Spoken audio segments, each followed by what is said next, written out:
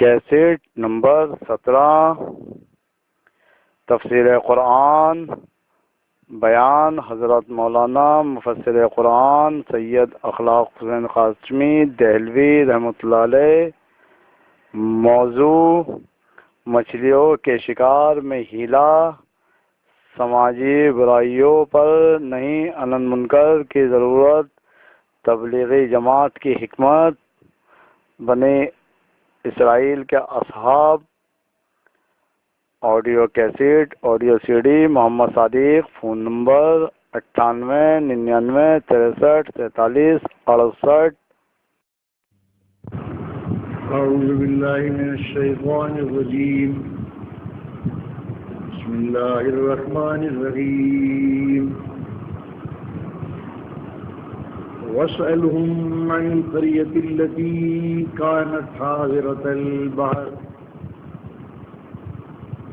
إذ يعدون في السبت إذ تأتيهم ويوم لا يسبتون لا تأتيهم كذلك نبلوهم بما كانوا يفسقون وإذ قالت أمة منهم لم تعظون قوما الله مهلكهم أو معذبهم عذابا شديدا قالوا معذرة إلى ربكم ولعلهم يتقون فلما نسوا ما ذكروا به أنجينا الذين ينهون عن السوء وأخذنا الذين ظلموا بعذاب بئيس بما كانوا يفسقون فلما أتوا عما نهوا عنه قلنا لهم كونوا قردة خاسئين۔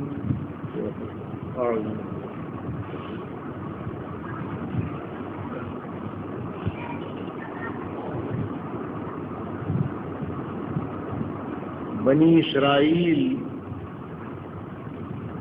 یعنی یہود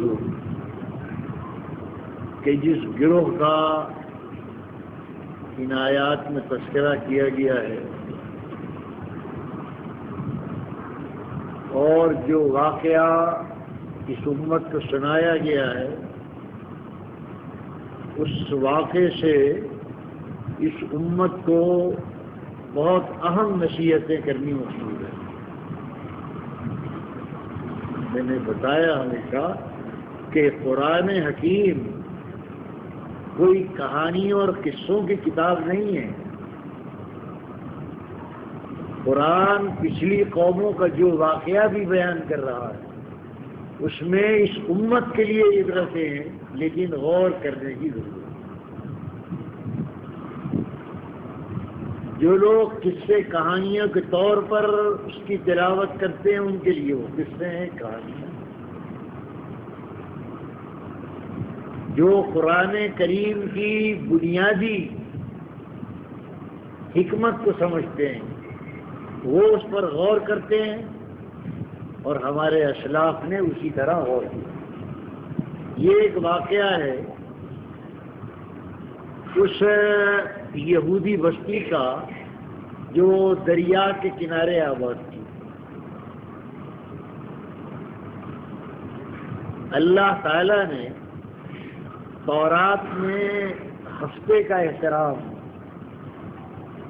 یہودی قوم پر واجب کیا تھا کہ تم ہفتے کا احترام کیا کرو، اور احترام یہ کہ شکار ممنوع قرار دے دیا تھا۔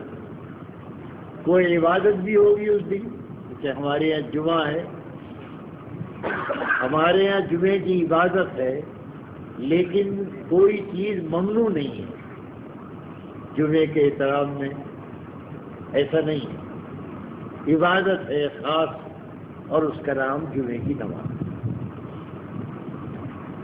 بڑی سہولتیں ہیں اس امت کے لیے اللہ رب العالمین، بہت سہولت۔ جمعے کے احترام کے ساتھ یہ بھی حکم آ سکتا تھا کہ جمعے کی نماز پڑھو اور سارے کاروبار بند کر دو، یہ بھی تو ہو سکتا تھا۔ کاروبار بند، آج جمعہ ہے، سارے دن جمعے کا اہتمام کرو، لیکن یہ تکلیف استطاعت سے باہر ہو، اور اسلام اپنی شریعت اور احکام میں مکمل سہولت کا اعلان کر رہا ہے، بجائے اس کے کہ کاروبار کرنا، یہ کرنا اس کو منع کر دے، الٹا قرآن یہ کہہ رہا ہے جب جمعے کی نماز سے فارغ ہو جاؤ، فَإِذَا قُضِيَتِ الصَّلَاةُ فَانتَشِرُوا فِي الْأَرْضِ، اب اللہ کی زمین پر پھیل جاؤ اور اللہ کا فضل تلاش کرو، کاروبار کرو، جو تمہارے کام ہیں، دکانیں کھولو، بیٹھو۔ دیکھیے، بجائے دنیا داری ممنوع قرار دینے کی، اس کی ہدایت، وہاں ہفتے کا احترام اور اس کے ساتھ ساتھ شکار کی ممانعت، یہ بستی ماہی گیروں کی تھی، ان کا سارا کاروبار روزگار مچھلی پکڑنے پر تھا۔ اللہ تعالیٰ نے ان کے دل کے ایمان کو ظاہر کیا کہ ان کے دل میں جو شریعت کا اپنی احترام ہے وہ کس درجے ہے۔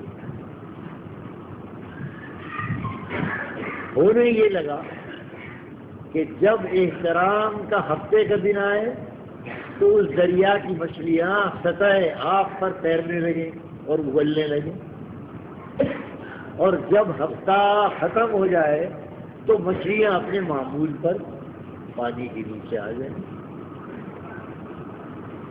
یہ دیکھتی رہی قوم، اور دیکھتے دیکھتے اس کا نفاق ابلا، اور وہ جو دعویٰ ایمان تھا اللہ نے اس دعویٰ ایمان کی پول کھولی، اور مقصود یہی تھا، اللہ کا یہی مقصود تھا کہ یہ آزمائش کیسی ہے، مچھلیاں ہفتے کو اوپر آتی ہیں۔ میں نے کہا بھائی کیا کریں؟ تو جو ان کے شیاطین تھے انہوں نے کہا کرنا کرانا جائے یہ کرو کہ ہفتے کے دن ان کو قید کرو اور اتوار کے دن نکالو، جب ہفتے کو وہ اگلنے لگے تو قید کرو کسی ترکیب سے، گڑھے کھود دو، جال ڈال دو اور کانٹے ڈال دو، اور ان کو قید کر لو، اور جب ہفتہ نکل جائے باہر نکال کے تجارت کرو، کھاؤ۔ اس لیے نفس امارہ نے یہ ہیلا بتایا ہو، اللہ تعالیٰ تو منع کر رہا ہے نا کھانے پینے سے، بھائی ہفتے کو مچھلیاں نہ کھانا، شکار نہ کرنا، تو نہ اس کا نام شکار ہے نہ اس کا نام کھانا ہے، ہم تو خالی مچھلیوں کو قید کرتے ہیں اور اتوار کو باہر نکال لیتے ہیں، وہ خدا کی نافرمانی ہے، یہ ہیرا ماں کر خدا کو دھوکہ دے۔ قرآن کریم نے ان آیات میں کہا کہ اس بستی میں 3 گروہ ہو گئے، ایک نافرمانی پر اڑا رہا، ایک ان کو منع کرتا رہا، اور ایک نے مہینہ 2 مہینے منع کیا پھر پھٹ کر بیٹھ گیا۔ اور منع کرنے والوں سے یہ کہا وَإِذْ قَالَتْ أُمَّةٌ مِّنْهُمْ، یہاں سے وہ 3 گروہوں کا نقشہ دکھایا اللہ نے، اس امت کو دکھایا۔ وَإِذْ قَالَتْ أُمَّةٌ مِّنْهُمْ، وہ گروہ جو تھک کر بیٹھ گیا تھا وہ کہنے لگا ان بعض و نصیحت کرنے والوں سے لِمَ تَعِظُونَ قَوْمًا اللَّهُ مُهْلِكُهُمْ، تم کیوں وقت خراب کر رہے ہو، ان پر تو خدا کا عذاب آنے والا ہے، نظر آ رہا ہے یہ ہلاک ہو، یہ خدا کے ساتھ پوری طرح بدماشی پر اتر آئے ہیں، چھوڑ دو ان کے حال کو، تم کیوں وقت خراب کرتے ہو، لما تعظون۔ تو منع کرنے والوں نے جو نہیں انل منکر کر رہے، جو کھڑے ہوئے تھے ان برائیوں کو روکنے اور ٹوکنے، انہوں نے کہا جناب سنیے آپ بیٹھ جائیے تھک کر، آپ کو ڈر لگ رہی ہے نا یہ ماریں گے، آپ بیٹھ جائیے، ہمیں تو آخر دم تک ان کو نصیحت کرنی ہے، اور کیوں کرنی ہے؟ اس لیے نہیں کہ یہ ہمارے کہنے سے باز آ جائے، اس لیے کہ ہمیں رب العالمین کے سامنے عذر پیش کرنے کا موقع واقع ہے، جو خدا ہم سے پوچھے گا کیا کیا۔ کھلی نافرمانی اور اللہ کو دھوکہ دہی ہوتی رہی، اور تم عافیت سے بیٹھے رہے کہ میں کون مغزنی کرے گی، ان کمبختوں کو تو ہلاک ہونا ہی ہے، اور جو منع کر رہے تو ان کو بھی روکنے لگے۔ قالوا معذرۃ الی ربکم، 3 گروہ ہو گئے۔ اب قرآن یہ کہنا چاہتا ہے کیا ہوا اس بچی کے ساتھ، بہت اختصار سے کام لیا ہے پر فلما نسوا ما ذکروا بہ، جب انہوں نے اللہ کی نصیحت اور احکام کو بھلا دیا تو ہم نے نجات دی ان لوگوں کو جو منع کر رہے تھے برائی کو، روک رہے تھے اس گناہ کو، انجینا ان کو ہم نے نجات یافتہ گروہ کون؟ جو نصیحت کرتا رہا، جو نہیں کرتا رہا، جو احتساب کرتا رہا، محاسبہ کرتا رہا۔ قرآن سراحت سے کہتا ہے نجات ہم نے ان کو دی۔ اب آگے وہ 2 گروہ آتے دیکھیے، وَأَخَذَ الَّذِينَ ظَلَمُوا، اور ہم نے پکڑ لیا ان کو جو ظلم کر رہے تھے، عذاب فیش میں ایک نہایت بری سزا پکڑ لیا، بما كانوا يفسقون، ایک، فلما آتوا، 2، تیسرا گروہ، اور جو نافرمانی کر رہے تھے ہمارے حکم کی، تو ہم نے ان سے کہا کونوا قردۃ خاسئین، اے نافرمانوں اور نافرمانی پہ اڑنے والوں، تم سب بندر ہو جاؤ۔ ہم نے ان کی صورتوں کو مس کر کے انہیں بندر بنا۔ یہاں قرآن میں بہت بلاغت اور اختصار سے کہا، حضرت ابن عباس رضی اللہ عنہ جو قرآن کے ترجمان ہیں، پہلی رائے ان کی یہ ہے قرآن کی آیات کی، نجات صرف اس کو ملی جو آخر تک کھڑا رہا اور منع کرتا رہا، گناہ ہے، گناہ ہے، برائی ہے، برائی ہے، صرف اس کو ملی۔ وہ لوگ جو تھک کر بیٹھ گئے ان کو بھی کہا الذین ظلموا، برائی کو دیکھ کر کنارے بیٹھنا، تھک جانا، کہا وہ بھی زیادتی کر رہے تھے، ہم نے ان کو سزا دی، لیکن کیا دی؟ ایک بری سزا، اس کو کھولا نہیں پڑا۔ آگے کہا اور وہ جو کھلے عام نافرمانی کرتے تھے ہم نے انہیں وہ عذاب دیا کہ ان کی صورتیں بندروں میں تبدیل کر دی، بندر ہو گئے۔ حضرت ابن عباس کی پہلی رائے یہ تھی، سزا دونوں کو ملی، ایک کو ہلکی ملی اور ایک کو ایسی ملی کہ ان کی صورتیں مست کر دی۔ پہلی رائے۔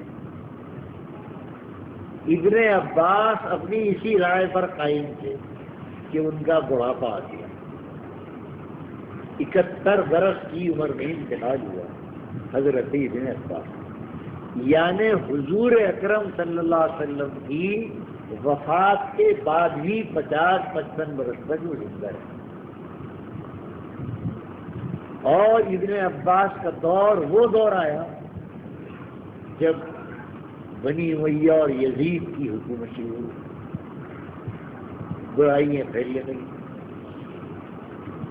امام عالی مقام مدینہ چھوڑ کر کوفے روانہ ہو گئے، یہ ان کو روکتے رہے کہ حضرت نہ جاؤ، اصرار کیا اور چلے گئے۔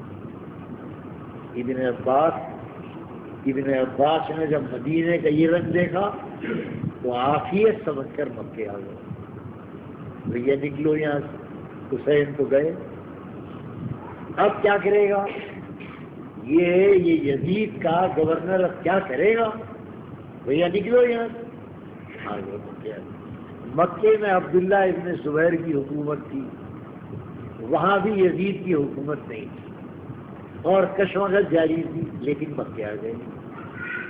شہر مکہ کو دیکھا کہ یہاں بھی کشمکش ہے، یہاں سے ہجرت کر کے طائف آ گئے۔ طائف جو بالکل ایک محفوظ تھا ہر قسم کی برس آ گئے۔ اس دور میں ایک روز یہی آیات ابن عباس کی گودی میں رکھی ہوئی تھی، کچھ اوراق کہتے ہیں، اوراق تھے، مصحف نہیں تھا، اوراق تھے۔ وہ اوراق گودی میں رکھے تھے اور زارو قطار رو رہے تھے، پڑھتے رہے، غور کرتے رہے۔ ان کے شاگرد رشید اکرمہ آ گئے رضی اللہ، یہ ان کے غلام بھی تھے اور یہ ان کے شاگرد، بہت بڑا عالم بنا دیا انہوں نے اپنے غلام کو، پڑھایا لکھایا تربیت، بہت بڑے عالم، مکے کے بہت بڑے فقیر تھے اکرمہ، عرب نہیں تھے، بربر تھے۔ آئے دیکھا کہ استاد تو بڑا بہار ہوئی ہے، کہتے ہیں اس بےحال حالت کو دیکھ کر میں ٹھہر گیا، آگے ہمت ہوئی، پھر جرأت کی آگے بڑھا۔ السلام علیکم، کون ہے؟ کہ میں کہا اکرمہ ہے، آنکھوں سے کچھ کم نظر آتا۔ اکرمہ بیٹھ گئے، سلام کہ شیخ اس قدر رونا کیا ہے، کیوں رو رہے ہیں؟ کہا یہ دیکھتا ہے یہ آیتیں، ان پر غور کر، رو رہا ہوں اور اس لیے رو رہا ہوں وَنَحْنُ نَرَىٰ أَشْيَاءً نُنْكِرُهَا وَلَا نَقُولُ فِيهَا، ہم دیکھ رہے ہیں کیا برائیاں پھیل رہی ہیں، لیکن لا نقول، ہم زبان نہیں کھول سکتے، زبان کھولے تو زبان کٹ جائے۔ کیا حالت ہے، میں رو رہا ہوں، کیا ہمارا شمار بھی انہی لوگوں میں ہوگا جن پہ عذاب بعیش آیا، فرازتاً خاصید نہیں، بعیش تو آیا، کیا ہمارا شمار انہی میں ہوگا؟ اے اکرمہ کیا کہیں؟ تو شاگرد نے کہا کہ حضرت نہیں، ایسا نہیں ہے، آپ نے غور نہیں فرمایا، اور غور کیجیے۔ وہ جو تیسرا گروہ خاموش بیٹھ گیا تھا، وہ اس گناہ پر راضی نہیں ہوا تھا، اس کو برا سمجھتا رہا ہو۔ دیکھیے نا، یہی تو کہا ہے اس نے، یہ کہا ہے لِمَ تَعِظُونَ قَوْمًا اللَّهُ مُهْلِكُهُمْ، یہ کہا کہ اے نصیحت کرنے والوں، ارے تم اس گروہ کو نصیحت کر رہے ہو جو برباد ہونے والا ہے، دل میں کراہت کی ہو۔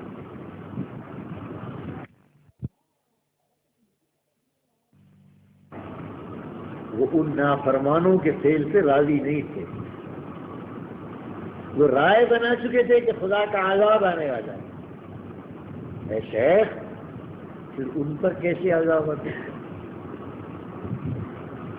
عذاب تو طرح اسی گروہ پر آیا جو آخر وقت تک عملاً گناہ کرتا رہا۔ یہ تفسیر شاگرد نے استاد کو بتائی۔ کہتے ہیں کہ ابن عباس رضی اللہ تعالی عنہ خوش ہو گئے،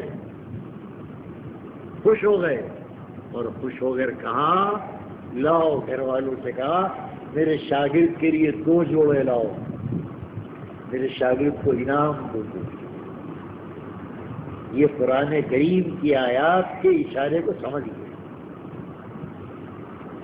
تو علماء کہتے ہیں کہ ابن عباس نے رجوع کر لیا تھا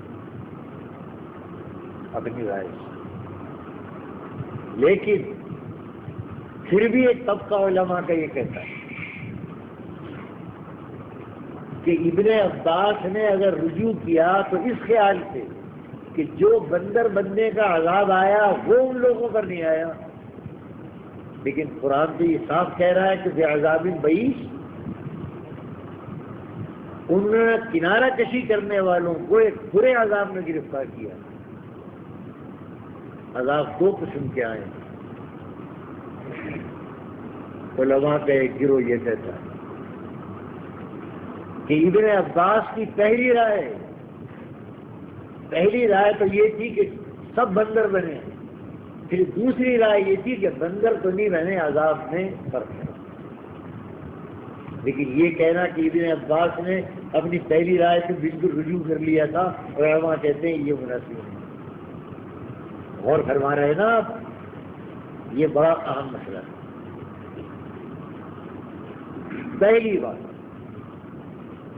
پہلی بات تو قرآن کریم یہ بتا رہا ہے کہ قوموں پر جو عذاب آیا ہے وہ عذاب آیا ہے دراصل سماجی برائیوں کا۔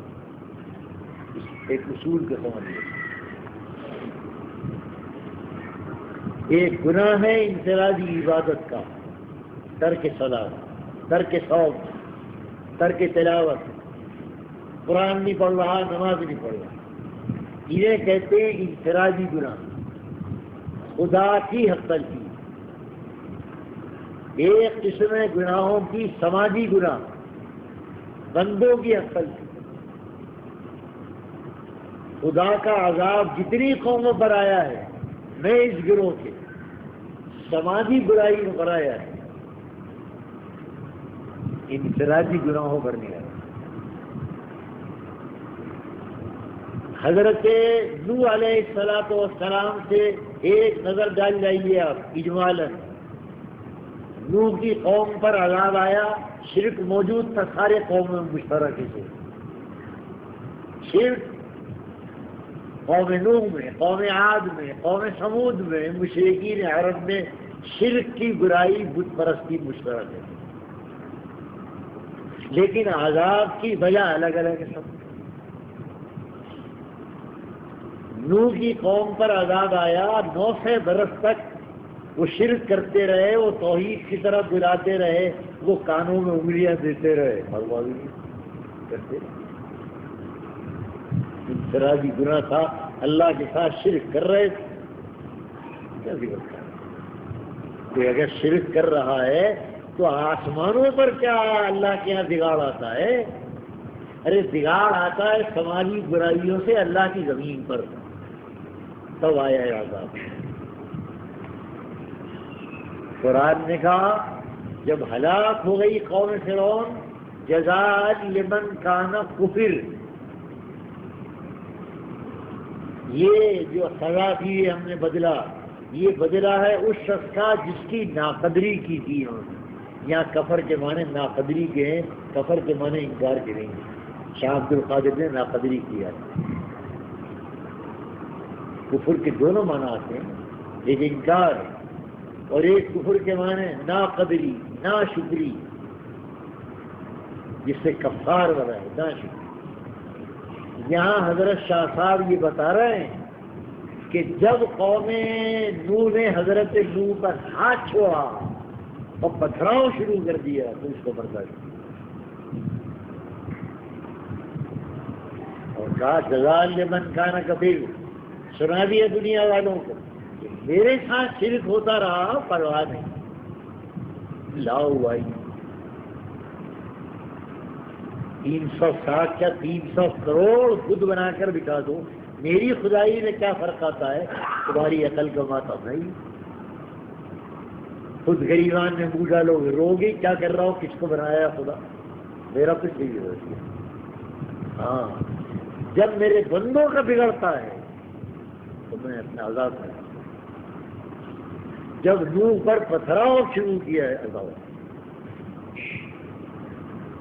قوم عاد نوح کے بعد قوم عاد پر جو عذاب آیا، کیوں آیا؟ وقالوا اشد منا قوة، شرک کرتے رہے، کرتے رہو، لیکن جب اللہ کے پیغمبر نے جناب ہود نے سمجھایا بجھایا تو اب تکبر پر اتر آئے گا، انا اشد منا، بڑی مضبوط قوی قوم کی، لمبے تلنگے لوگ، تو یہ کہنے لگے کون ہیں ہم؟ کون ہے ہمیں ہلاک کرنے والا؟ ارے وہ پیغمبر، ارے ہمیں ہلاک کون کر دے گا؟ ہم تو کھجوروں کی طرح کڑیے لوگ ہیں، تو جس طرح کھجوروں کو پھینکتے ہیں اسی طرح خدا کا غرور پر ہے، تکبر پہ آئے۔ قوم عاد، قوم سمود، جب تکبر اور جرم کی انتہا ہوئی کہ دیکھو یہ تم نے مٹی مانگی ہے معجزے کی کہ پتھر میں سے ایک مورتی نکالو اے سالے، تب مانے کبھی تو ہم نکال دیں گے، ہمارے لیے کچھ مشکل نہیں، لیکن وہ جو معجزہ ہوگا اونٹنی والا، اس اونٹنی کو ہاتھ نہ لگانا۔ وہ چونکہ خدا کا معجزہ ہے، نبی کی کرامت، تو ایک دن وہ کھائے گی اور ایک دن تمہارے مویشی کھائیں گے، وہ ایک ہی دن اتنا کھاتی کہ سب صاف کر دیں گے، جنگل کے جنگل صاف، ایک دن پانی پیتے تو کنویں صاف۔ ارے انہوں نے کہا یہ تو گلے میں پڑ گیا معجزہ۔ وہ منع کر رہا تھا صالح کہ ارے مت بے وقوفی کرو، اللہ کو نہ آزماؤ، اللہ کو نہیں آزمایا کرتے۔ وہ کر رہے ہو غلطیاں، بدتمیزیاں، شرک کفر کر رہا ہو، بابا چھوڑو، اللہ کو آزمائش میں مت ڈال دیا، آ گئی مٹی، اسے قتل کر دیا، پوچھے کاٹ دیا، عذاب آ گیا، تب آیا۔ قوم سمود کے بعد قوم شعیب، قرآن نے صاف کہا بڑی تاجر قوم، ایک تجارتی شاہراہ پر ان کی آبادی تھی، شارع مبین، امام مبین، چاروں طرف سے تجارتی قافلے آتے، جب بچی عیش کر رہے تھے، نیت خراب ہوئی، کم کھولنا، لینے کے بچے اور دینے کے بچے، تجارت میں دھوکہ عام کرنا شروع کر دیا۔ لیکن چونکہ ایک شارع عام پر تھے، بہت بڑی تجارتی منڈی تھی، لوگ مجبور تھے آنے پر، دھوکہ دینا علاوہ تب آیا، اور فرعون پر عذاب آیا۔ ابھی وہ اور 1000 برس کہتا رہتا انا ربکم الاعلی، وہ جو رب العالمین ہے اس کی خدائی میں کیا فرق آ رہا تھا، یہی کہہ کے اپنے پیغمبر کو تسلی دے رہے تھے۔ ہاں تم ناراض ہو رہا ہو، میں تو ناراض ہو نہیں رہا۔ اے موسیٰ، وہ تو دعویٰ کر رہا ہے خدائی کا، وہ نبوت کا دعویٰ تو نہیں کر رہا۔ اگر فرعون یہ دعویٰ کرتا کہ انا نبی، میں نبی ہوں، تو حضور آپ کا غصہ صحیح تھا۔ وہ تو یہ کہہ رہا ہے انا ربکم الاعلی، تو میں جانوں اور وہ جانے، آپ کیوں بگڑ رہے ہیں؟ نہیں آیا۔ لیکن جب بنی اسرائیل پر ظلم بڑھا، بچوں کا قتل عام تو ہو ہی رہا تھا، اور بی بی آسیہ کو ہلاک کیا کہ ظلم کے ساتھ، اور یہی ہمارے حضور صلی اللہ علیہ وسلم کب آیا عذاب؟ یہ وطن سے بے وطن کیا سرکار، جب غریب صحابہ کرام کو ننگا بچہ نکالا ہے مکے، حضرت زید، تب آیا چلے گئے، اور 1.5 برس گزرا ہے امن سے، بدر میں بلایا، احد میں بلایا، مارتے کر دیا ہڈیوں کا چورا۔ سماجی برائیوں پر خدا کا عذاب آیا۔ اس قوم نے کون سی سماجی برائی کی تھی جس پر عذاب آیا؟ وہ تو اللہ کو دھوکہ دے رہے تھے، سمجھ نہیں، جو اللہ کو دھوکہ دے رہا تھا، اگر یہ اللہ کو دھوکہ دینا عام ہو جاتا تو اللہ کی مخلوق کو دھوکہ دینا کیا مشکل ہے؟ یہ ہے اس کا سماجی پری۔ اللہ کو دھوکہ دے رہے تھے نا، اللہ کا بگڑ کیا رہا تھا؟ کھاتے رہو مچھلیاں آرام کی، حرام کی حلال کی کھا رہا ہو، تمہاری عاقبت بگڑ رہی ہے، اللہ میاں کا کیا بگڑ رہا ہے؟ لیکن جو گناہ انہوں نے کیا، اللہ کو دھوکہ دینا، بھلائی کو اچھائی کہنا، اور یہ کہنا کہ اللہ میاں کا یہ مطلب کب ہے شکار نہ کرو، کہ جال نہ ڈالو، اللہ میاں کا مطلب تو یہ ہے کہ مچھلی بھون کر نہ کھاؤ اور بازار میں نہ لے جاؤ، ہم تو خالی انہیں قید کرتے ہیں۔ دھوکہ، سماجی برائی۔ اب آپ دیکھیے قرآن کریم نے جو پچھلی قوموں کے بارے میں ایک مجمل بات کہی ہے وہ کیا ہے؟ یہ نہیں کہا کہ ان قوموں نے شرک اختیار کر لیا تھا، یہ قومیں نماز نہیں پڑھتی تھی، یہ قومیں تلاوت نہیں کرتی تھی، یہ نہیں کہا۔ کیا کہا؟ فلولا کان من القرون من قبل اولو بقیہ، سورہ ہود ہے، ینہون عن الفساد فی الارض الا قلیلا ممن انجینا منہ، اور واتبع الذین ظلموا ما اترفوا فیہ وکانوا مجرمین۔ فرماتے فلولا، مجھے قومیں ہلاک ہو چکی، کیوں نہ ہوا ایسا کہ کچھ با اثر لوگ ان قوموں کو سماجی برائیوں اور فساد سے روکتے؟ ینہون عن الفساد،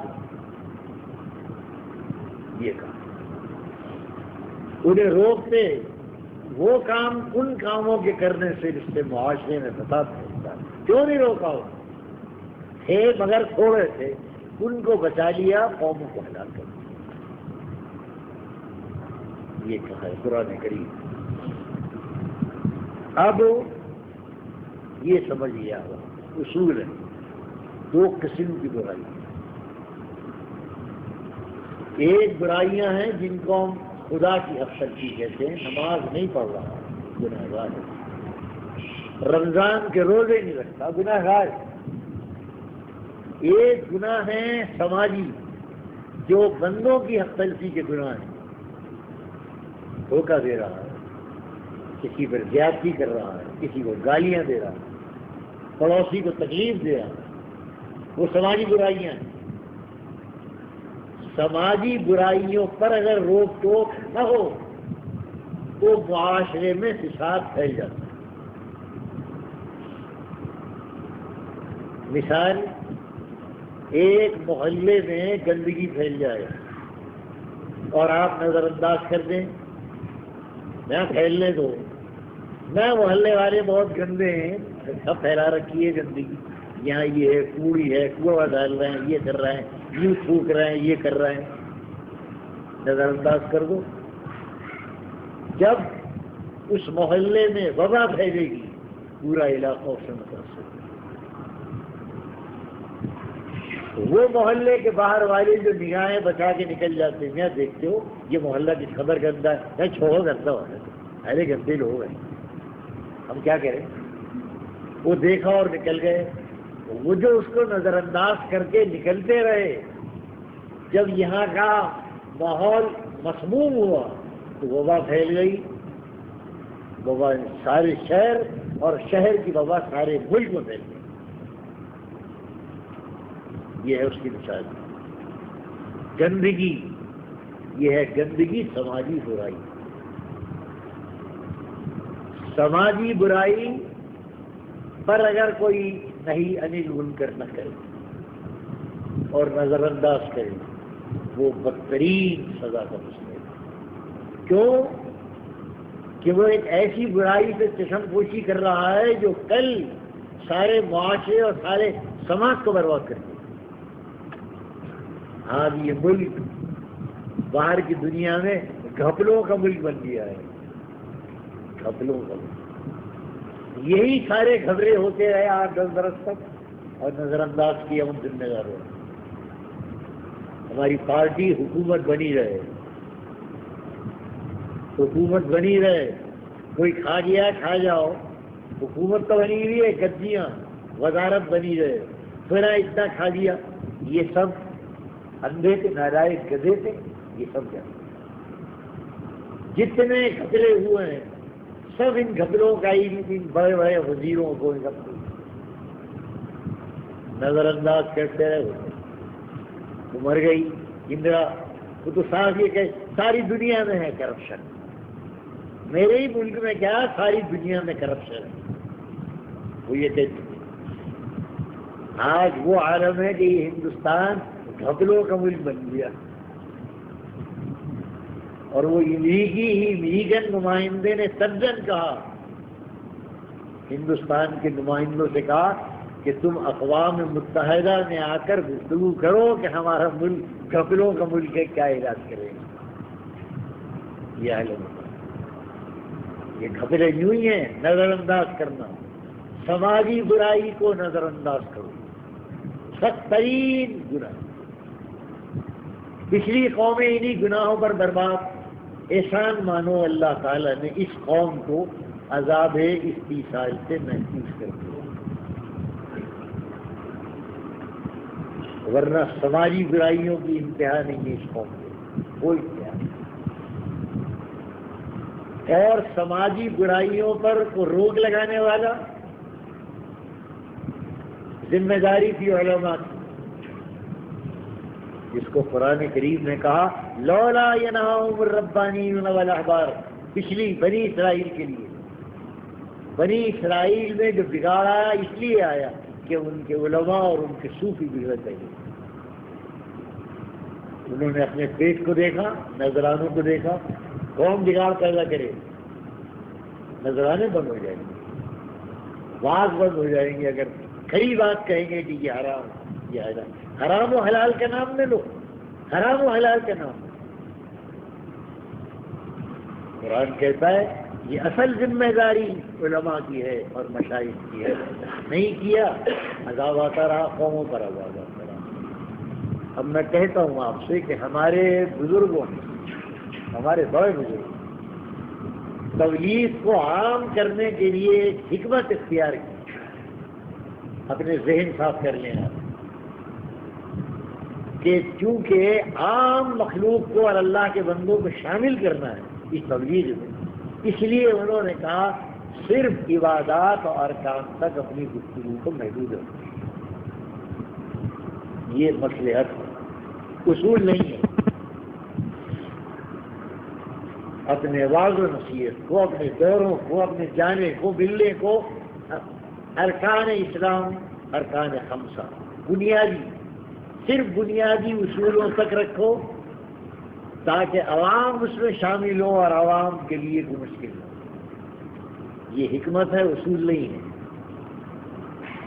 اگر کوئی یہ سمجھتا ہے کہ اسلام کی بقا اور تحفظ کے لیے صرف وہ حکمت کافی ہے تو وہ قرآن کے اصول کا انکار کرتا ہے۔ اللہ محفوظ رکھے، ذہن نہ بنے، ذہن یہی بننا چاہیے کہ اصول کیا ہے، امر بھی ہو نہیں بھی ہو، امر بھی ہو نہیں بھی ہو۔ عوام کو شامل کرنے کے لیے کہا امر تک رکھو اپنے کام، نہیں تک رہا تمہارے وش کا نہیں ہے، کیونکہ نہیں تو جھگڑا ہے نا، صرف حکمت ہے، وہ اصول نہیں۔ قرآن کریم نے جہاں امر کا ذکر کیا وہاں نہیں ہے، امر بالمعروف نہیں، امر بالمعروف نہیں، کوئی آیت قرآن کی ایسی نہیں ہے کہ جہاں امر کے ساتھ نہیں معروف نہ۔ ترغیب دو عبادات کی، ترغیب دو عبادات کی، روکو برائیوں سے، ترغیب دو صوم و صلات کی، روکو گناہوں سے، دونوں چیز۔ اور ایک مقام پر تو رسول اللہ صلی اللہ علیہ وسلم کی ذمہ داری ہی منع کرنا، گناہوں پر روکنا قرار دیا ہے صرف، کیوں؟ تاکہ یہ کہیں ذہن نہ بن جائے کہ امر بالمعروف نہیں پر مقدم ہے، اس لیے اگر کوئی امر کرتا ہے تو نہیں کی ضرورت نہیں، یہ ذہن نہ بن جائے۔ اللہ کا دین ہے، یہ قرآن کریم اللہ کی کتاب ہے۔ کہاں ہے وہ آیت جہاں رسول اکرم صلی اللہ علیہ وسلم کو صرف روکنے والا قرار دیا ہے؟ ما ارسلناک الا کافۃ للناس بشیرا ونذیرا، اے نبی صلی اللہ علیہ وسلم اپنے آپ کو باز دارندہ روکنے والا بنا کر دیا ہے، کافۃ للناس۔ حضور اکرم صلی اللہ علیہ وسلم کا مستقل مشن بنا دیا ہے یہاں، یہ امر بالمعروف رکھا ہی نہیں تاکہ غلط فہمی نہ ہو۔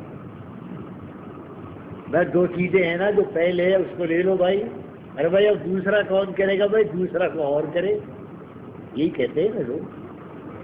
لیکن یہ بات سمجھنی چاہیے کہ ہمارے جن بڑوں نے یہ تحریک چلائی، بس ہے باتیں، امر ارکان خمسہ اصول بطور حکمت سے چلائی، بطور اصول سے نہیں چلائی۔ یہ نہیں کہا کہ ایسا اگر ایسے حالات ہوں تو ایسا کرو، علماء بھی چھوڑ دے، علماء بھی یہی کام کریں، اصول ہے۔ اب آپ بات سمجھ گئے کہ سماجی برائیوں پر اگر روک نہ ہو، اگر محاسبہ نہ ہو تو عذاب آتا ہے۔ یہ امت اس عذاب سے محفوظ ہے، اس امت کے لیے عذاب کی اور قسم موجود ہے، اور وہ نتیجہ ہے سماجی برائی۔ میں اس کو نہیں چھیڑ رہا کہ وہ عذاب کی کون سی قسم ہے جو اس امت کے لیے مقدر ہے، اور اللہ تعالیٰ نے قرآن میں صاف کر دیا، اے نبی صاف کر دیا۔ ہم دعا قبول کرتے ہیں آپ کی کہ آپ کی امت پر اوپر کا عذاب نہیں آئے گا، هو القادر علی ان یبعث علیکم عذابا من فوقکم، ہم مانتے ہیں، اعوذ باللہ۔ اچھا کہا آپ کی امت کو ہم نے مستثنا کیا، اوپر کے عذاب اور نیچے کا عذاب یہ بھی تو آیا ہے کہ الہی میری امت کو اس سے ہی بنے، اعوذ باللہ کہا۔ نعم اے محمد ہم نے یہ دعا بھی قبول کیا، اور فرمایا ایک تیسری بات بھی آپ سننے کا، آپ کی امت ہو تو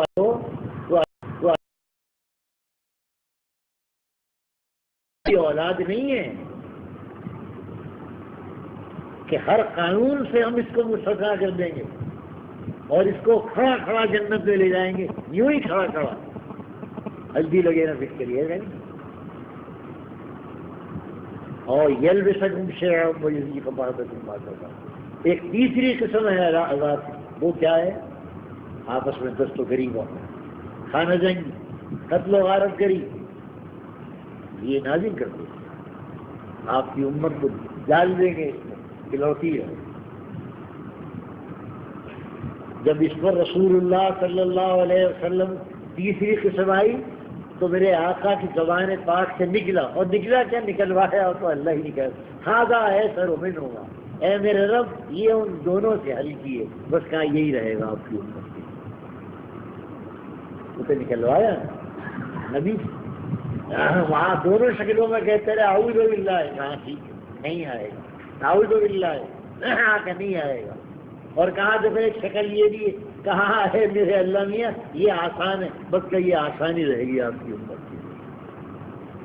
جب سماجی برائیاں پھیلے گی اس میں خانہ جنگی ہوگی، برباد ہوگی آپس میں۔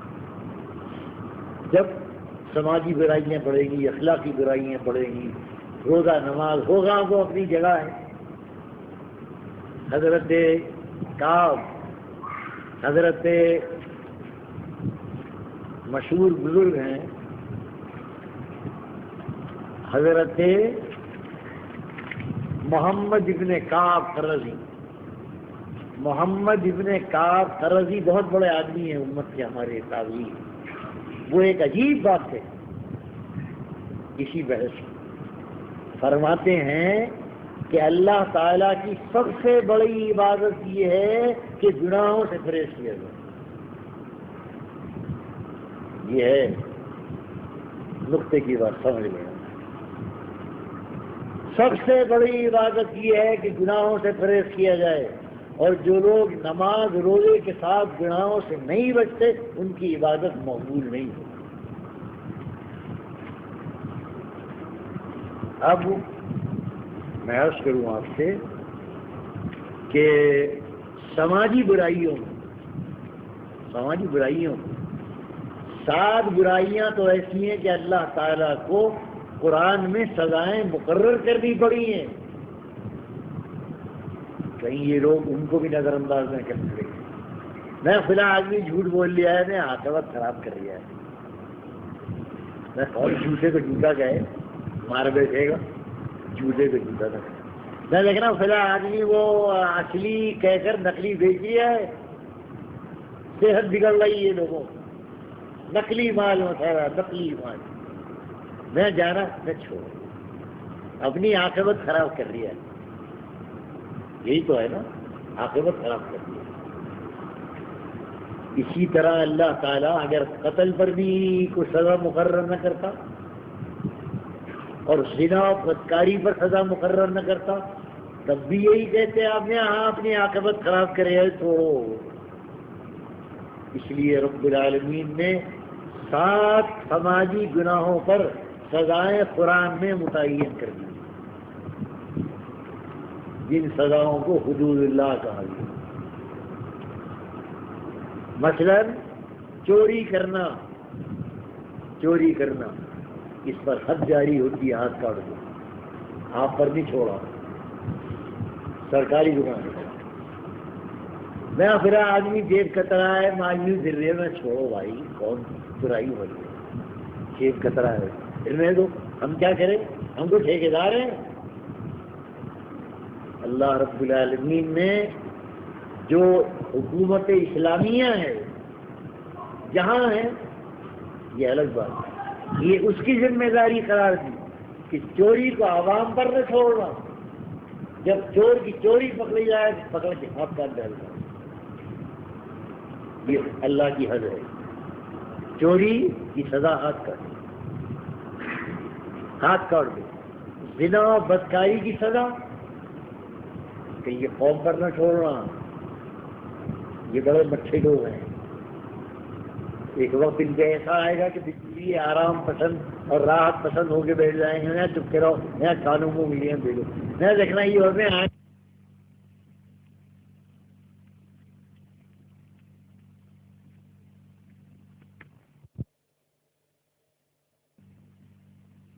اگر بدکاری کرنے والے شادی شدہ ہیں، اگر شادی شدہ ہیں تو بدکار کرو، شادی شدہ ہونے کے بعد بدکاری کی ہے، جب کوئی موقع نہیں تھا گھر میں عورت موجود ہے پھر کہاں سنسار اتنا پتھراؤ کرو گے کہ تجزیہ ہو جائے اللہ۔ اور اگر شادی شدہ نہیں ہے کنوارے ہیں تو اتنی مہلت دے دو 80 درے لگا کر چھوڑ دو، بدکاری کوڑے مارو یا سنسار، بدکاری کی کسی پر تہمت لگا دے تو معمولی تہمتیں ہیں وہ تو الگ ہے، بدکاری کی تہمت لگا دے، جب بدکاری کی تہمت لگا دے اور وہ ثابت ہو جائے تو 80 کوڑے مارو اس تہمت لگانے کا، مذاق ہے کسی کو بدکار کہہ دیں، بدکاری کی 80 کوڑے، قتل یا قصاص یا خون، قتل کر دے قاتل کو یا قصاص یا اگر راضی نامہ ہو جائے تو خون بہا، ڈکیتی کی سزا اسلام میں اللہ، رسول اکرم صلی اللہ علیہ وسلم نے اس ڈکیت گروہ جو بیت المال کے اونٹ لے کر بھاگا اور حضور نے گرفتار کرایا، حضور نے کیا سزا دی ہے، انما جزاء الذین یحاربون اللہ ورسولہ، ڈکیتی کہا ان کے ہاتھ پیر کاٹو الٹے اور سیدھے، ہاتھ پیر کاٹو، اور کہا اور 70 سزا دو، ان کی آنکھیں پھوڑ دو، ان کی آنکھیں پھوڑ دو، اور ہاتھ پیر الٹے کاٹ کر لٹکا دیا گیا، ڈکیتی، تاکہ آئندہ پھر ایسی حرکت، یہ ڈکیتی کتنی سخت سزا ہے قرآن میں، ڈکیتی، شراب نوشی ہے، اللہ شراب نوشی ایک فیصل، شراب نوشی کی تو کانفرنس ہو رہی ہے یہاں 3 نومبر کو، یہ کر رہے ہیں ہریانے والے، وہ ہیں اگنی ویش، تو ان کا ٹیلی فون آیا، کسی نے کہا کہ مولانا سے بات کریں، مجھ سے بات کریں گے، تو میں نے کہا سوامی جی دلی میں جو شراب نوشی کا حشر ہوا ہے بتا دوں میں آپ کو، میں نے شراب بندی کمیٹی کے آخری اجلاس میں شرکت کی ہے۔ آخری اجلاس میں نے مجھے بتایا تھا کہ شراب کی بندش پر، ہر حرمت پر اسلام کیا کہہ رہا ہے، آپ بھی آگے تقریر میں اس میں یہ جو ہے نا باغ دیوار پر دھرم شالہ، کیا نام ہے؟ دھرم شالہ ہے؟ نہیں، دھرم شالہ ہے، دھرم شالہ لکشمی نارائن دھرم شالہ، مشہور دلی کی دھرم شالہ ہے۔ اس دھرم شالہ میں شراب بندی کا جشن، میں صاحب دھرم شالہ میں جا رہی پہلے تو یہ دیکھا ہے کانگریس کا ترنگا مساوا وہی نہیں لگتا ہوا، اور وہ جو شراب بندی کا موٹو لگا ہوا ہے مساوا، یوں ہی کسی نے ہڈیا میں سے نکال کے بھی باندھ دیا۔ اب اس کمرے میں گیا ایک کمرہ سڑی بھی دری، اور اس میں 8-10 بڈھے، اور اس میں ایک بھجن منڈلی۔ پہلے تو جناب اس نے بھجن گایا شراب کی حرمت، شراب بری ہے، بھجن گاتا رہا۔ اب وہ بھاشن شروع ہوئے، وہ جتنے بھاشن دینے والے اتنے سننے والے اور وہ دو ایک بیچارے دھرم شالہ ہے کہ وہ بنڈی چمایا آ کے بیٹھ گئے۔ ایک اس میں نیتا ہے، یہ میں ان کو سنا رہا ہوں، اگنی ویش، میں نے کہا سوابی بھی دلی گئی جو حشر ہوا ہے یہاں دلی میں۔ ایک لیڈر آیا وہ تقریر کرنے والے، وہ کون تھا؟ وہ لیڈر تھا جس کی ساری رات شراب میں گزر گئی، میں نام نہیں لے رہا یہ بس۔ اور جو ہم لوگ تھے ان کو جاننے والے جان رہے تھے، میں تو سر جھکا کے بیٹھ گیا، ہنستا رہا۔ وہ لیڈر کھڑا ہوا اور اس نے وہ دھواں تقریر کی جیسے ہزاروں آدمی شراب بیچی ہے، شراب بیچی اور کچھ شرابی۔ 12 میں نے سر اٹھایا۔ وہ جو 2-4 بڈھے چمار بھنگی بیٹھے تھے وہ سمجھتے ہوں گے کہ واقعی یہ بہت بڑا ثقہ آدمی ہے، بھگت آدمی ہے۔ میں جانتا تھا کہ پکا شرابی ہے، یہ ڈرامہ کر رہا ہے، ایکٹنگ کر رہا ہے۔ میں نے کہا سوابی جی یہ ہو چکا ہے۔ ابھی کہا ہمارا کام تو آندولن کرنا ہے، اب دیکھا جائے گا۔ میں نے کہا دیکھا اسلام کہتا ہے 80 درجہ شراب میں، اور پھر رسول اکرم صلی اللہ علیہ وسلم نے کس قدر سختی کی ہے شراب کہ شراب کھینچنے والا، کشید کرنے والا مجھے، شراب کشید کرانے والا ہوں، شراب کے برتن اٹھانے والا ہوں، شراب کے وہ برتن توڑ دینے کے قابل جن میں شراب پی جائے۔ جس دسترخوان پر شراب پی جائے اس دسترخوان پر کھانا حرام ہے۔ یہ سماجی گناہ آپ پر نہیں چھوڑا، آپ پر نہیں چھوڑا۔ حکومت کی ذمہ داری قرار دی کہ اپنے ہاتھ میں اس قانون کو لو۔ یہ جناب شراب، اور ایک ہے 7واں بغاوت، حکومت کے خلاف بغاوت، وہ ایک سیاسی جرم۔ یہ 7 سماجی گناہ ہیں جس کو اللہ تعالیٰ نے حاکم وقت اور خلیفہ وقت تصور کر دیا کہ جو خلیفہ بنے وہ اس کی ذمہ داری دے گا۔ چلیے آپ پر نہیں چھوڑا، یہ سماجی گناہوں کی لڑائی۔ اب وہ جو گناہ میں نے عرض کیا آپ سے کہ اللہ کی حق تلفی کا گناہ، اللہ کی حق تلفی، اللہ کی حق تلفی کے گناہ کا معاملہ ایسا ہے کہ اس کا نقصان بھی دنیا میں پہنچتا ہے۔ نماز نہ پڑھنے کا کی سزا آخرت میں تو سبھی کی ہے، وہ تو الگ ہے۔ نماز کو چھوڑ دینے کا بگاڑ یہاں بھی ہوتا ہے۔ روزہ نہ رکھے یہاں بھی اس کا بگاڑ ہے، لیکن وہ مخفی ہے، وہ بہت اس کے آثار مخفی۔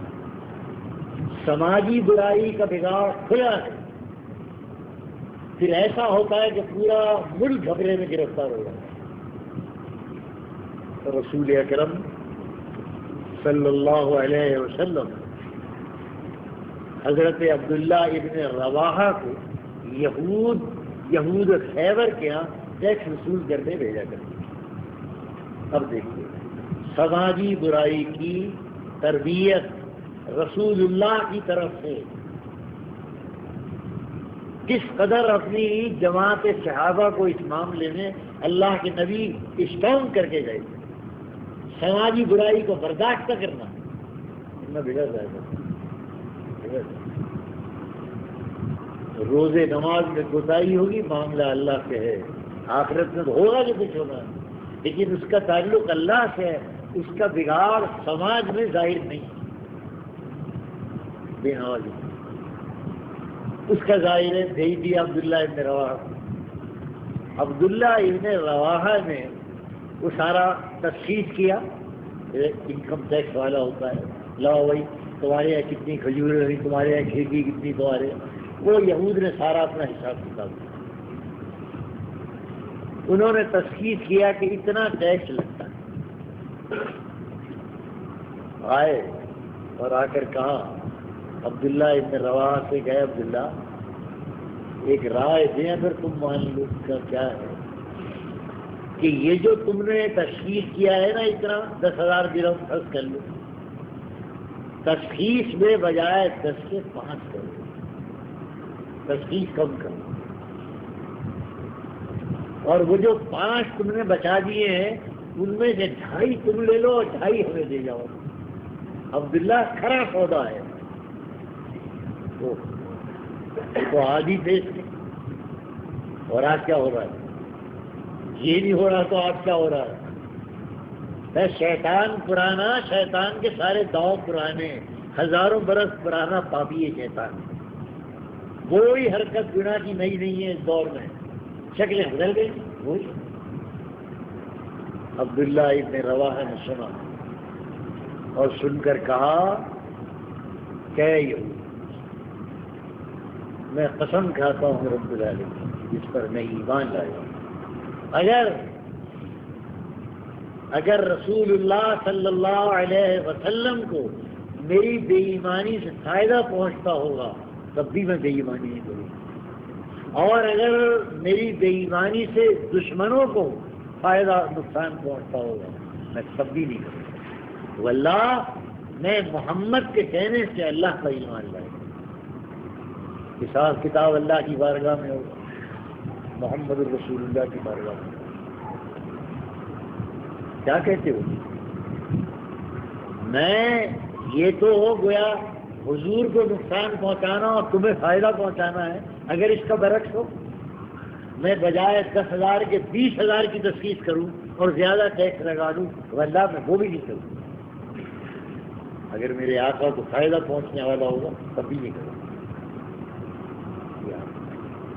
بہرحال اب میں ایک مثال تمہیں دے دوں کہ عبادت میں جو کوتاہی ہوتی ہے اس کا بھی اثر یہ نہیں ہے، لیکن ذرا معاملہ باریک بہت ضروری ہے، اس کو براہ کرم سمجھ لیں، کیونکہ کہیں آپ کے ذہن میں یہ نہ بیٹھے کہ عبادات اگر ترک کر دی جائیں تو کچھ بھی نہیں، کر دو، یہ بھی نہ بیٹھے۔ اگر انسان سچائی ترک کر کے برباد ہوتا ہے تو اگر نماز چھوڑتے تو کچھ بھی نہیں ہوگا جناب۔ سماجی برائیاں ہیں جو اللہ کی برائیاں ہیں مختلفی اس کا بھی ہے، لیکن اس کا باریک ہے، ہلکا ہے، اس کو سمجھ لیجیے آپ کا بہت باریک ہے۔ سورہ مومنون میں اللہ تعالیٰ نے حکم دیا قد افلح المؤمنون الذین هم فی صلاتهم خاشعون والذین هم عن اللغو معرضون والذین هم للزکاة فاعلون۔ اہل ایمان کی صفات ہیں۔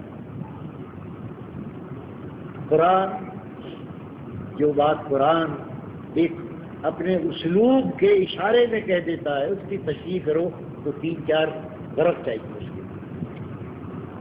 عام طور پر قرآن پڑھیں آپ، نماز اور زکوٰۃ یوں ہیں، اقیم الصلاۃ و آتوا الزکوٰۃ، اقیم زکوٰۃ اور نماز زکوٰۃ۔ ایک یہ قرآن کی آیت ہے جہاں نماز اور زکوٰۃ کے درمیان ایک تیسری چیز داخل کر دی، وہ کیا ہے؟ فضول کاموں سے اعراض کرتے ہیں۔ کامیاب ہیں وہ لوگ جو نماز پڑھتے ہیں دل لگا کر خشوع سے اور فضول کاموں سے پرہیز کرتے ہیں، اور پھر کہاں زکات دیتے ہیں۔ نماز اور زکات کے بیچ میں داخل کر دیا کس چیز کو؟ فضول کاموں سے اعتراض کیوں داخل؟ غور کریں، علماء غور کریں کہ اس فقرے کا نماز سے کیا تعلق ہے۔ نماز پڑھتے ہیں خشوع کے ساتھ، کامیاب ہیں، بات ختم ہو گئی۔ آگے زکات کی بات کر رہی ہے، بیچ میں کیا لے آئے آپ؟ بہت گہرا اشارہ۔ نماز کا پہلا سبق وقت کی قدر کرو، وقت کا احترام کرو، وقت کی قدر کرو۔ 5 وقت متعین نماز کے، ہر عبادت اسلام کی متعین ہے، منضبط 5 اوقات متعین کر کے یہ بتایا ہے، سبق دیتی ہے نماز، وقت کی قدر کرو، وقت کی قدر کرو۔ وقت بہت بڑی چیز ہے، بیش قیمت چیز ہے، وقت کو گالی نہ دیا کرو۔ ہے نا ایک حدیث قدسی میں محاورہ ہے، جہاں آدمی بھی بگڑتا ہے تو وقت کی ایسی کی تیسی کرنے لگتا ہے، ہمیں اس وقت کی ایسی کی تیسی، ہمیں وقت ہی خراب ہو گیا ہے، اس وقت کی کیا بتاؤ، 1-2 گالیاں چکھاتا ہے، ماں بہن کی گالیاں، وقت اپنے اعمال کو نہیں چکھائے گا، اس کو چکھائے گا۔ وہ محاورہ غالباً عرب میں بھی ہوگا بھائی صاحب جو یہاں ہیں، وقت کو برا کہنا تو حدیث قدسی ہے، لا تسبوا الدہر، زمانے کو برا نہ کہو، زمانہ تو میں ہوں، یہ سارا نظام تو میرے ہاتھ میں، تم مجھے برا کہہ رہے ہو۔ ارے برا کہو اپنے اعمال کو، فضول باتوں سے بچنا، وقت کی قدر کرنا نماز کا پہلا سبق۔ یہ سبق تب مکمل ہوتا ہے جب عملاً ایک مسلمان فضول کاموں سے پرہیز کرتا ہے اور وقت بچاتا ہے۔ فضول اور لغو کاموں میں مصروف ہونے والا وقت کو برباد کرتا ہے۔ ایک طرف نماز پڑھ رہا ہے اور ایک طرف فضول کام کر رہا ہے، وقت برباد کر رہا ہے۔ اس نے نماز کا پہلا سبق دلا دیا، پہلا سبق دلا دیا۔ اعلیٰ درجے کا نمازی ہے اور ناؤ پہ جا کے گڈی اڑاتا ہے، کیوں مل رہا ہے؟ ناؤ والی تو گڈی اڑایا کرتے تھے یہاں کے، اور بڑے نمازی اور صاحب کو کہتے تھے صاحب کیا ہے، ہم تو وہیں مصلی بھی جا کر جماعت کیا کرتے تھے، وہیں جماعت کیا، اور فلاں مولوی صاحب نماز پڑھایا کرتے تھے، وہی وہ شوقین کو پتنگ بازی۔ اللہ اکبر، اور یہ ہے نماز کا تعلق کیا ہے پتنگ بازی سے، نماز کا تعلق کیا ہے شطرنج سے، نماز کا تعلق کیا ہے اس سے تاش بازی، اور نماز کا تعلق کیا ہے بازاروں میں بیٹھ کر گپ بازی کرنا۔ جس کو نماز سکھا دے گی پہلا سبق، وہ اپنے سارے وقت کو مشغول کرے گا کام۔ لطیفہ ہی ہے، میں بیٹھا ہوا تھا میری دکان کے سامنے، کہیں بیٹھ جاتا ہوں پتنگ والے، بیٹھا ہوتا ایک نہایت مشرہ آدمی، سفید داڑھی، وہ آئے اور ان کے پاس شادی کا ایک بچہ تھا، شادی۔ وہ لالا سے کہنے لگے، لالا ذرا دیکھیو اس کی بٹائی الٹی ہے سیدھی ہے، لالا دیکھیو بٹائی سیدھی بٹائی کا ہے تاگا، الٹی بٹائی کا تاگا۔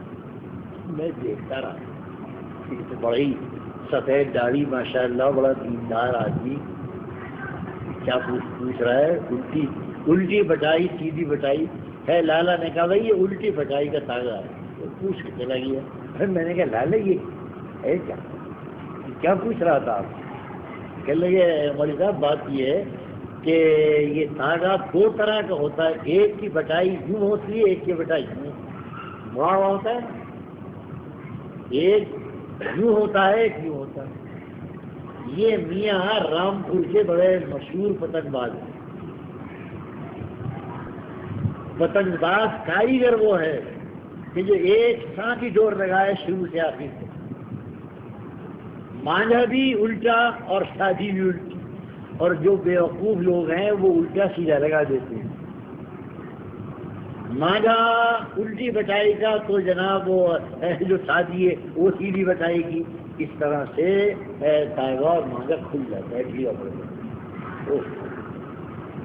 میں نے کہا لالا بہت بڑا فلسفی ہے یہ جو میاں آئے تھے تو جانتا ہے. کہنا میاں کو جانتا ہوں, یہ میاں رامپور کے ہیں اور بہت مشہور پتنگ ہے. یہ ہے وقت کا ضائع کرنا. کس قدر کام ہے کہ جو دیندار کرتے ہیں اور وقت ضائع کرتے ہیں. نماز کا پہلے سبق یہ ہے دنیا کا نقصان. میں یہ نہیں کہہ رہا کہ اللہ کی عبادات میں اگر کوئی کوتاہی کرتا ہے تو اس کا اثر زندگی پہ نہیں پڑتا ہے, لیکن تاریخ وہ یہ پڑھ رہا ہے. نماز کہہ رہی ہے وقت کی قدر کرو اور وہ وقت کی بے قدری کر رہا ہے.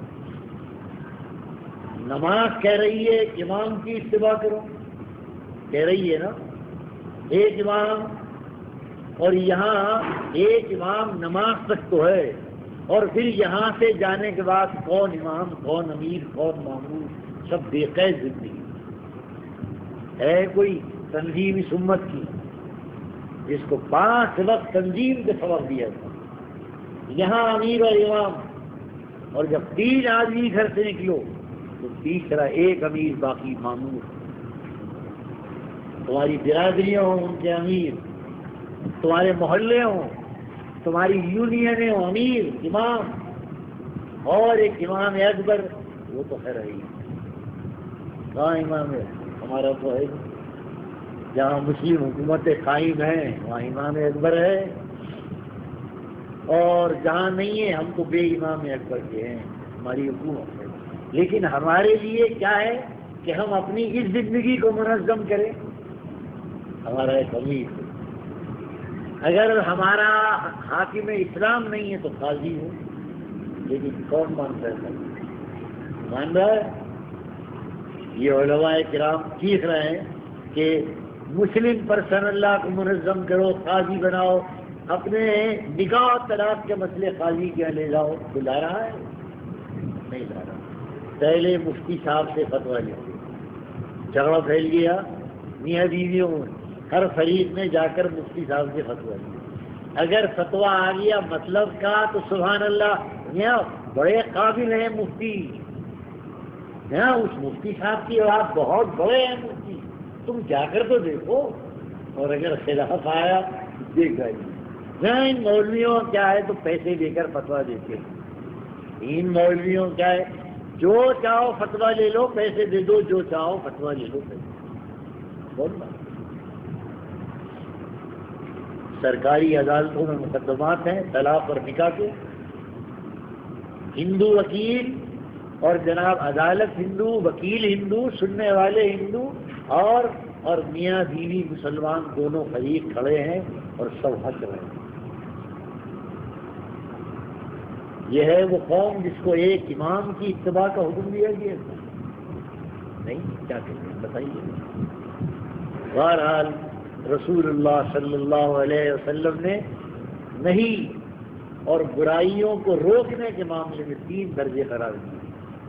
حسب فرمایا من رأى منکم منکرا فلیغیرہ بیدہ. کچھ سماجی برائیاں ایسی ہیں کہ ہم ان کو ہاتھ سے روک سکتے ہیں. ہمارے بچے لڑ رہے ہیں ہم ان کو روک سکتے ہیں. ہم محلے کے بااثر ہیں, میر محلہ ہیں, بڑے ہیں, محلے کے 2 آدمی لڑ رہے ہیں, ہم دخل دیں ان کو روک سکتے ہیں. وہ ہماری بات کو مانیں گے. اور جہاں ہمارا دخل نہ ہو, طاقت نہ ہو, وہاں ہماری ذمہ داری نہیں ہے. وہ اب ذمہ داری حاکم ہے, اور یہاں حاکم اسلام نہیں, تم معذور ہو. کہا جو برائی ہے منکر دیکھے اور ہاتھ سے روکنے کی طاقت سمجھے اس کو روکے, اس کو نظر انداز نہ کرے. اور اگر ہاتھ سے روکنے کے قابل نہیں ہو تو خوے لسان ہی, تو زبان سے تو 2 لفظ کہہ دو. شرم نہیں آتی تھی؟ گندا ہے, شرم نہیں آتی ہے؟ ہم مسلمان ہیں, لڑ رہے ہیں, دھوکہ دے رہے ہیں, پریشان کر رہے ہیں. زبان سے زبان میں تالا مت لگاؤ، مت لگاؤ۔ اگر زبان میں تالا لگایا، جب زبان کہنے کے قابل ہے بغیر لڑائی جھگڑے کے، اور پھر یہ زبان تالا لگا رہا، تو حضور اکرم نے فرمایا آخرت میں اللہ اس کو گونگا کر کے اٹھائے گا۔ کوشش کرے گا اللہ کا ذکر کرے، منہ کھلے گا ہی، کر اللہ کے ذکر کہاں سے کرتا۔ تو جہاں ہم طاقت رکھتے ہیں برائی کو برائی کہنے کی، وہاں تو برا کہو، وہاں بھی اگر برا نہ کہو گالیاں دے گا اور برے بن جائیں گے ہم، تو پھر وہ سب ہے۔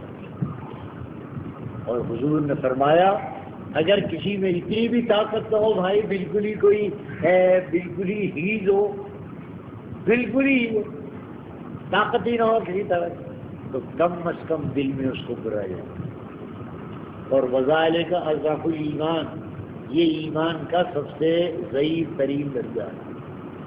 آج معاف کیجیے گا، یہ پوری امت اس ضعیف اضاف الایمان کے درجے میں ہے۔ میں پوری امت کی بات کہہ رہا ہوں، میری بات تو کیا ہے، میں تو ہندوستانی ہوں، میرا حاکم اسلام نہیں، میری حکومت اسلامی ہے۔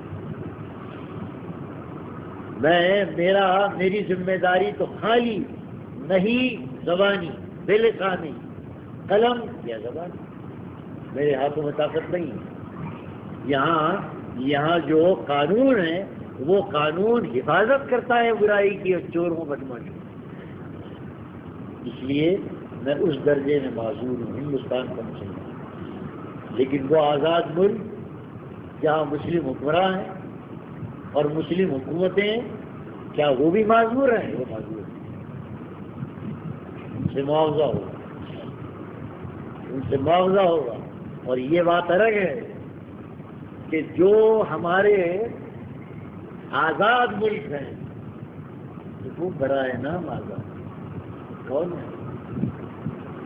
آزادی کا یہ عالم ہے کہ سیاسی آزادی ہے، لیکن تہذیب مغرب کی مسلط ہے۔ پورا عالم اسلام مغربی تہذیب کا غلام ہے۔ دیکھیے کہاں جائیں گے، عورتوں کے جسم پر سایہ نہیں ہوگا، کہاں جائیں گے؟ کہاں جا کر دیکھیں گے آپ، اور ان کی تہذیب مغربی نہیں ہوگی؟ عرب میں جاؤ، عراق میں جاؤ، یہ جاؤ۔ آج جو ہمارے آزاد ملک ہیں وہ بھی دراصل سیاسی آزادی ہے، تہذیبی آزادی نہیں۔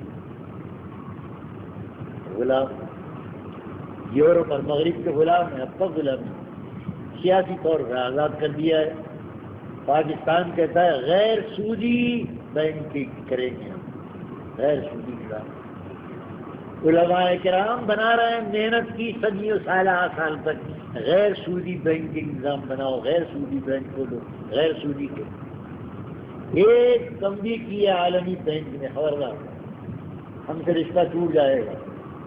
ضیاء الحق نے بلایا علماء کرام کو، اس کے لیے تیار ہو تم کہ عالمی بینک سے تمہارا رشتہ ٹوٹ جائے، اور تیار ہو اس کے لیے کہ یہ جو تمہارے یہاں ساری رونق ہے کراچی اور اس کی، یہ سب پیچھے لوٹ کر اسی میں آ جائے، بیل گاڑیوں میں، اور کاٹ کر بیٹھ کر قرآن و حدیث پڑھا تیار ہو، یہ ساری ترقیاں ختم ہو جائیں گی۔ سب چپ ہو ایک دھمکی عالمی بینک کی کہ اگر پاکستان نے غیر سودی بینکنگ کا نظام چلایا تو ہم سے تعلق ٹوٹ جائے، ختم ہو گیا۔ کتابیں لکھی گئیں، یوں بناؤ، یوں چلاؤ، یوں چلاؤ، اس طرح سود نکالو، اس طرح سب ٹھنڈے ہو گئے۔ دیکھ تو اللہ تعالیٰ، ہم جہاں تک ہمارا معاملہ ہے ہم تو بہت معذور ہیں، کیوں کہ ہم کفر کی حکومت ہیں۔ لیکن وہ اس درجے میں معذور نہیں ہیں جو کم از کم سیاسی طور پر تو آزاد ہیں، کہ جس درجے میں وہ سماجی برائیوں کو روکیں۔ ایک وہ ڈاکٹر اسرار تھے، عورتوں کے پردے پر ایک تقریر کر دی انہوں نے ریڈیو، اس پر کی ضیاء الحق کا دور۔ اب عورت کا پردہ شریعت کا حکم نہیں ہے، عورت پردہ کرے، عورت پردے میں رہے، عورت الیاں ہو رہی ہے، اور کوئی کہنے والا نہیں. اور اگر کوئی کہتا ہے ٹی وی پر، پاکستان کے ٹی وی پر، تو اس کا ٹی وی پروگرام بند. عورتوں نے مظاہرہ کیا ضیاء الحق کے دور میں، نکالو اس ڈاکٹر کو، یہ ہمارے پردے پر اٹیک کروا رہا ہے. ان کا ٹی وی پروگرام بند کر دیا. دیکھ لیجیے پاکستان کی عورت کیا کر رہی ہے، کیا کریں گے. بہرحال میں یہ عرض کر رہا ہوں کہ عبادت کی تبلیغ ہو رہی ہے، روزے کی، نماز بہت بڑی بات ہے. اگر اس میں بھی کوتاہی ہوگی تو اس کا بھی نقصان پہنچے گا دنیا میں، لیکن سماجی برائیوں کا فساد ہوگا. اللہ تعالیٰ ہمیں اس کی ہمت دے. نہ ہو سبھی ذمہ داری ہے کہ سبھی یہ کام کریں، لیکن کچھ تو اللہ کے واسطے کریں. کچھ تو ایسے کچھ تو علماء ہوں کہ وہ سماجی برائی کو آنکھوں میں آنکھیں ڈال کر کہیں یہ برا ہو رہا ہے، یہ دھوکہ دے رہا ہے، یہ حرام ہے، شراب نہ پیو، جوا نہ کھیلو. تو محلوں کی فضا مسموم کر رہے ہو، تم باہر بیٹھ کر جوا کھیل لو، تم لاٹری نہ لگا رہا ہو، کوئی منع کرنے والا نہیں. اللہ تعالیٰ ہمیں اور آپ کو اس کی توفیق عطا کرے. یہ اس آیت کا ایک مسئلہ ہے، نہیں انل منکر. دو مسئلے اس آیت میں اور باقی ہیں انشاءاللہ آئندہ. ایک ہیلا کیا ہے، وہ جو یہود نے ہیلا کیا، آیا شریعت میں ہیلے کا حکم کیا ہے. ایک دوسری حرام روزی کا حکم کیا ہے. وہاں ہمارے حضرت شاہ عبد القادر صاحب نے ایک حاشیہ لگا کر یہ ایک مسئلہ کھڑا کر دیا اسی واقعے میں کہ حرام روزی حلال روزی انعام، حرام روزی امتحان. یہ ہمارے شاہ عبد القادر صاحب نے وہاں ایک مسئلہ کھڑا کر دیا ہے، اس کو انشاءاللہ عرض کریں گے.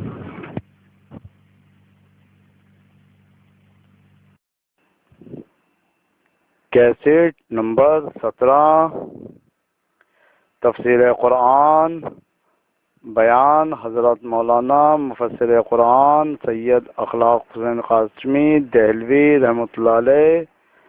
موضوع مچھلیوں کے شکار میں ہیلا، سماجی برائیوں پر نہیں انن منکر کی ضرورت، تبلیغی جماعت کی حکمت، بنی اسرائیل کے اصحاب.